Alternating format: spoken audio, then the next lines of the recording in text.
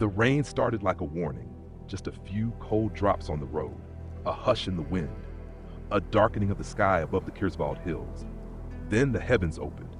The ivory road turned slick beneath boot and wheel, cutting through farmland laid out in long, wet strips of earth and stone. Sheep pressed together against the weather. Cattle stood with heads low. Farmers watched from porches and fence lines, saying nothing, just staring as Agdath Menvigor, Almuric, D.L. Alter, Gears half Rowan Pike, and Veskar made their way through the storm. It should have been nothing more than a miserable road in miserable weather. It should have been forgettable. But some places wait for the right hour to show their teeth, and that day the land itself felt like it was holding its breath. The wind sharpened. Rain hammered cloaks and shoulders. Mud clung to boots. And still the six of them pressed on through the gray, through the cold, through that strange quiet that settles over the world right before something goes wrong. Then it happened. A cry ripped through the storm. Not a call, not a greeting, not a hunter's shout. A cry for help.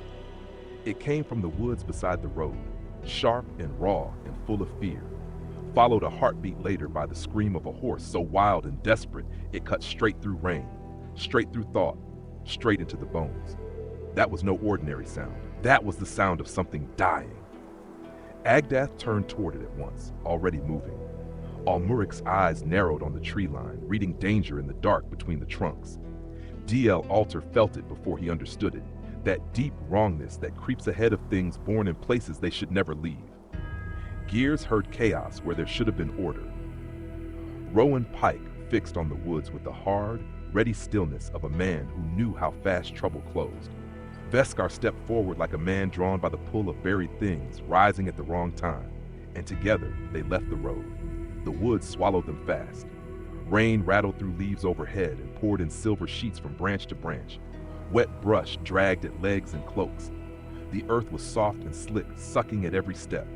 The deeper they pushed, the louder it became. The crash of hooves, the ring of steel, a ragged curse, a wet, ugly sound that did not belong in any living throat. Then they broke through the last screen of brush and saw the fight. An armored rider was trapped in a small clearing, fighting from the back of a noble war horse that was already half mad with terror. The horse reared high, its forelegs slashing empty air, its scream tearing out again as mud sprayed beneath its hooves.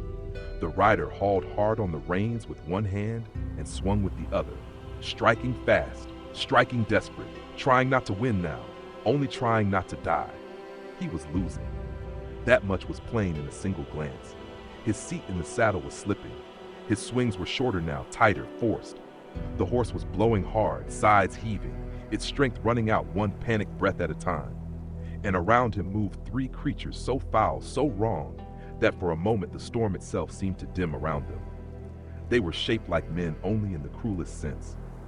Their bodies sagged beneath pale, ruined flesh that hung from them in loose folds, swaying as they moved like soft meat half melted from the bone.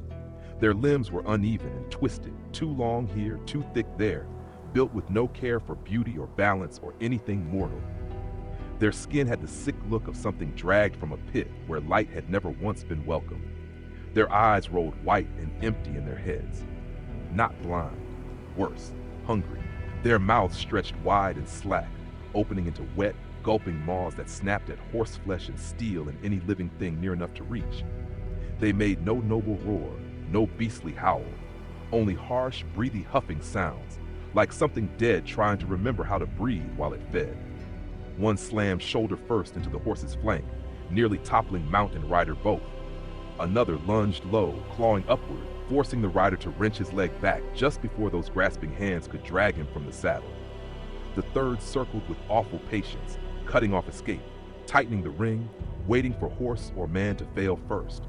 And with every second, they pressed closer. The rider struck one across the shoulder. It barely cared. He slashed at another's face. It only came on, pale flesh splitting, white eyes still rolling, jaws still snapping. This was not a fight turning against him. This was the last edge of a fight already lost. One more stumble from the horse, one missed swing, one heartbeat too slow. That was all it would take.